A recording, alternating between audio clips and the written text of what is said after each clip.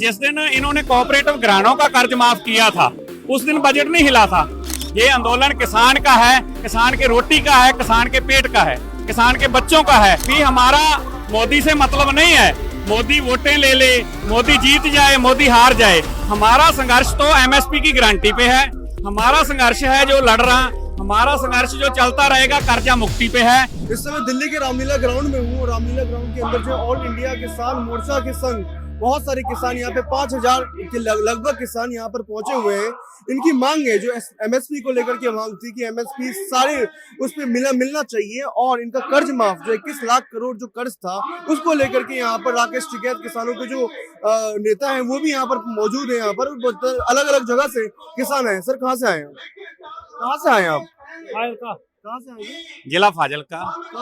हाँ जी। पहले आप लोगों ने प्रदर्शन किया था, जिस तरीके से आप लोग बॉर्डर पर भी आए थे, क्या आपको लगता है कि अभी रामलीला ग्राउंड पे आने के बाद सरकार के ऊपर प्रेशर पड़ेगा? बिल्कुल जी, देखो हमारा तो काम है। देखो ਜਦੋਂ हमारी मांगे मनी हुई मांगे, जो आंदोलन जब हम स्थगित करके गए थे उस टाइम जो इन्होंने बोला था भी हम कुछ टाइम के बाद आपकी जो मांगे पूरी कर देंगे, एमएसपी की गारंटी की बात लो चाहे कर्जा मुक्ति की बात लो, जो पेंडिंग मांगे थी वो उस टाइम पूरी नहीं की तो हम संघर्ष अपने तौर पे वहां करते रहे उसी दिन से। सरकार का भी कहना है कि 21 लाख करोड़ जो आप लोगों का कर्ज है अगर वो माफ करती है तो बजट हिल जाएगा। देखो जिस दिन इन्होंने कोऑपरेटिव घरानों का कर्ज माफ किया था उस दिन बजट नहीं हिला था। उसको 35% का टैक्स है, उससे 15% ले रहे हैं, उस टाइम उनका बजट नहीं हिलता। जब किसान है जो इनको अन्न पैदा करके सारे देश को देता है तो जब उनके हिसाब से इनका बजट हिल जाता है। तो ये बात मेरे को ये समझ में आ नहीं रही कि सरकार कोऑपरेटिव घरानों की है, हमारी सरकार तो है नहीं, इस हिसाब से लगता है। बाकी बात देखें तो जो बॉर्डर पे इन्होंने हमारे साथ तशद्दुद किया है, ये तो हमारे को किसानों को हमारे देश का नागरिक ही नहीं मान रहे। हमारे पे सीधी गोलियां चलाई गई, हमारे नौजवान शहीद किए गए, हमारी मशीनरी का नुकसान किया गया। ये बिल्कुल ही इन्होंने तशद्दुद करके जो कि लोकतंत्र का बिल्कुल घाण किया।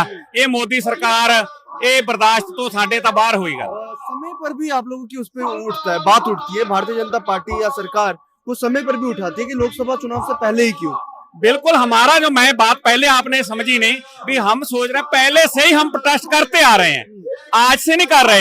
ये पिछले हिसाब से आप देखते रहे, हमारा प्रोटेस्ट हमारे पंजाब लेवल पे जारी रहता है। कहीं हमने डीसी दफ्तर घेर रखे, कहीं हम रेलों की पटरियां रोकी, कई बार हमने भारत बंद का सद्दा दिया। ये आप पिछले हमारे रिकॉर्ड फरोलें, हम आज तक कभी भी आंदोलन को खत्म नहीं होने दिया। हमारी मांग उसी टाइम से चल रही थी। पर ये बात वादा दे रहा है, हर बार वादा दे रहा है कि हम कर देंगे मांगे पूरी, आपकी एमएसपी की गारंटी दे देंगे। देखो वादा दे रहे, हमारा जो आखिर तक इसका क्या पता इसकी सरकार आगे आएगी कि नहीं। जो इन्होंने मांगे मनी हुई मांगे हैं, इनको पूरा करना तो इनका अधिकार था। गेहूं पर तो एमएसपी दिया गया, गेहूं पे तो कह रहे हैं कि गेहूं या दाल पर तो दिया जाएगा। देखो गेहूं पे भी हमारे सिर्फ 2-3 स्टेटों में मिल रहा है, सारे स्टेटों में वो भी नहीं मिल रहा है। तो गेहूं पे जो एमएसपी मिल रहा है वो हम नामात्र समझते हैं, क्योंकि जो हमारा खर्च होता है, जो स्वामीनाथन रिपोर्ट थी जिसके हिसाब से C2 प्लस 50% का गेहूं का समर्थन मूल्य बनना चाहिए, उसके हिसाब से 3500 से 4000 रुपया होना चाहिए। उस हिसाब से ये बहुत कम है। अच्छा, 37 यूनियन यहाँ पे आई हुई है, किसानों की जो संगठन है वो 37 यहाँ पे आए हुए हैं। नहीं, मेरा ख्याल से तो आपका आंकड़ा सही नहीं है। 35-36 तो हमारे पंजाब की हैं, कुल मिलाकर 70-71 यूनियन होंगी यहाँ पे।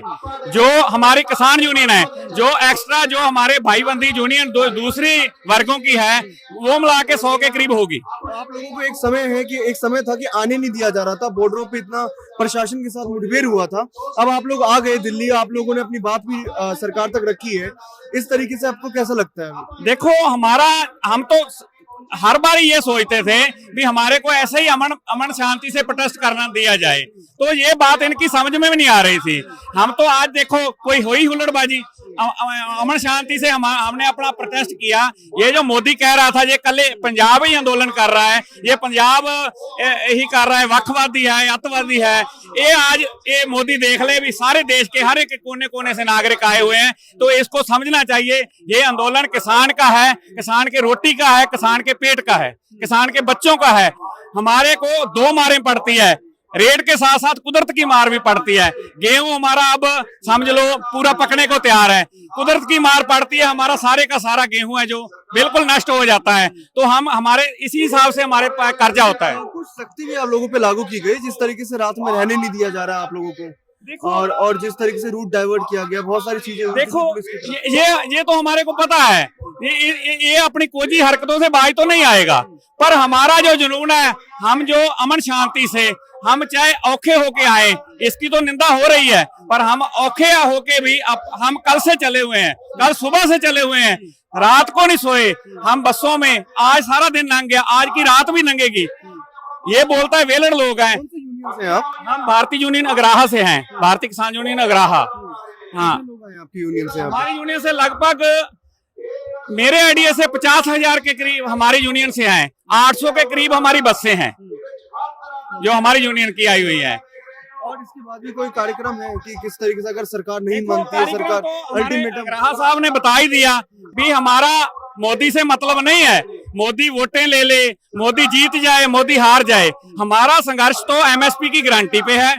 हमारा संघर्ष है जो लड़ रहा, हमारा संघर्ष जो चलता रहेगा कर्जा मुक्ति पे है। जो कर्जा इन्हों की नीतियों से ही हुआ है। कुछ मांगे तो मानी है आप लोगों की, जिसमें लखीमपुर खेड़ी का भी मामला था। बिल्कुल, लखीमपुर खेड़ी का मामला कहाँ माना है? वो जो अजय मिश्रा टैनी है वो वहीं पे वो इनका लीडर है, वही वो उसको बर्खास्त नहीं किया गया, उनको सजा नहीं दी गई, हमारे किसानों को कुचला है, वही वो मामला वही खड़ा है। और दूसरी बात ये मानिए तो ये जो बातें करती है ना, हमारे को कोई एमएसपी दी गई है, जो मांगे हैं हमारे को वादे दे रहे हैं।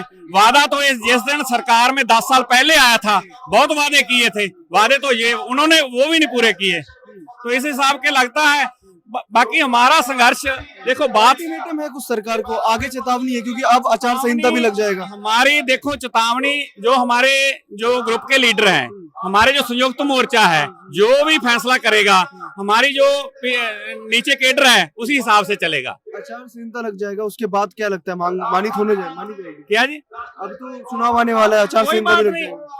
देखो हमारी बात इसी हिसाब से चलती रहेगी, हमारी मांगे इसी हिसाब से चलती रहेगी, चाहे सरकार ये रहे, चाहे चोन जाब्ता लगे, चाहे कोई और आए। जितना चिर हमारी एमएसपी की गारंटी और हमारी कर्जा मुक्ति की मांग पूरी नहीं होती, हम संघर्ष जारी रखेंगे। चलिए, ये भी किसी एक यूनियन के ये भी पार्टिसिपेट थे, ये भी आए थे हिमाचल से आए आप? आप भी किसी यूनियन में है क्या? यूनियन में कौन सी यूनियन में बताइए, कौन सी यूनियन में? मैं डॉक्टर कुलदीप सिंह तंवर, राज्य अध्यक्ष हिमाचल किसान सभा। हिमाचल किसान सभा अखिल भारतीय किसान सभा का एक अंग है जो प्रदेश स्तर के ऊपर है, और पूरे भारतवर्ष के हर राज्यों के अंदर अखिल भारतीय किसान सभा है, जिसकी सदस्यता लगभग 1.5 करोड़ है। हिमाचल प्रदेश से लगभग 500 के करीब यहाँ पर किसान और बागवान आया है। हिमाचल प्रदेश में गेहूं और आप एक डॉक्टर हैं, तो ये बताइए कि 21 लाख करोड़ का कर्ज है किसानों के ऊपर। सरकार भी कह रही है कि इंटरमीडिएट बजट अभी पास किया था, सरकार भी कह रही है कि ये अभी पॉसिबल कैसे है, इस पे शांति से बात किया जाए। अगर हम OECD के आंकड़े देखें तो 2000 से लेकर 2015 तक जो किसानों को न्यूनतम समर्थन मूल्य, जिसको CACP के द्वारा निर्धारित किया जाता है भारत सरकार का, और अगर उसको सरकार प्रोक्योरमेंट करती उसी रेट के ऊपर, तो किसी भी किसान के ऊपर कोई कर्जा नहीं होना था। ये सरकार की गलत नीतियों की वजह से आज जो किसान बागवान है उनके ऊपर जो कर्जा चढ़ा है, क्योंकि लागत मूल्य तो निरंतरता में बढ़ता जा रहा है, मगर जो इसका दाम है वो उसके प्रोपोर्शनेटली नहीं बढ़ता, क्योंकि जो फसलें होती है वो पेरिशेबल है, उसकी शेल्फ वैल्यू नहीं होती, उनके पास स्टोरेज की फैसिलिटी नहीं होती। इसीलिए हिमाचल प्रदेश में सेब के लिए अदानी आ गया है, वहां पर बड़े बड़े गोदाम बना रहे हैं कि वो उनको खरीद कर कम रेट में एक जो अभी बेचना चाहते हैं। जो अभी जिस तरीके से देखा गया प्रशासन और किसानों के बीच में बॉर्डर्स पे देखी गया, और अभी भी जो प्रशासन है वो मुस्तैद है बॉर्डर के ऊपर, सारे बॉर्डर को सील कर दिए। हाँ, वो किसान के लगभग 550 संगठन है, उसमें से कुछ जो किसान संगठन है इस समय पंजाब हरियाणा के बॉर्डर के ऊपर बैठे हैं।